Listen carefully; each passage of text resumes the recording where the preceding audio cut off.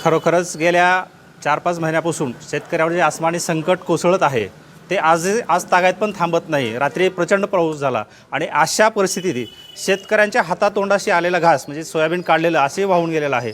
अशा शेतकऱ्यांना पुढं पेरणीचं हे सगळ्यात मोठं संकट होतं। तर आम्ही आमच्या आदर्श मैत्री परिवाराच्या वतीनं सर्व संचालक मंडळ असतील, डिटिजन फाउंडेशन स्कूलच्या सर्व विद्यार्थ्यांच्या मदतीतून आम्ही निधी संकलित करून जे लातूर जिल्ह्यातील हे आपत्तीग्रस्त शेतकरी असतील यांना खताची बॅग, सोयाबीन आपलं हरभरा आणि गव्हाची बॅग देऊन त्यांना एक त्यांचा पुढील उदरनिर्वाहासाठी ही हरभऱ्याची पेरणी म्हणजे रबीची पेरणी करण्यासाठी त्यांना एक मदत आम्ही आमच्या फाउंडेशनच्या माध्यमातून या ठिकाणी केलेली आहे।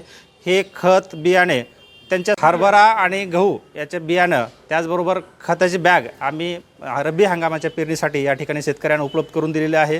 आमच्या या आदर्श मैत्री फाउंडेशनच्या वतीनं नेहमीच समाजातील वंचित घटकासाठी जे काही करता येईल ते प्रयत्न आम्ही सर्व संचालक मंडळाच्या वतीनं करत असतो आणि आजचा हा उपक्रम एक हात मदतीचा नव्हे तर कर्तव्याचा म्हणून आम्ही त्यांच्या पाठीशी खंबीरपणे उभा राहण्याचा प्रयत्न आजच्या माध्यमातून केलेला आहे। किती शेतकऱ्यांना मिळाले?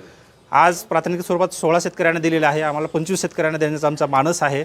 तर आज या ठिकाणी 16 शेतकऱ्यांना ही मदत आम्ही दिलेली आहे।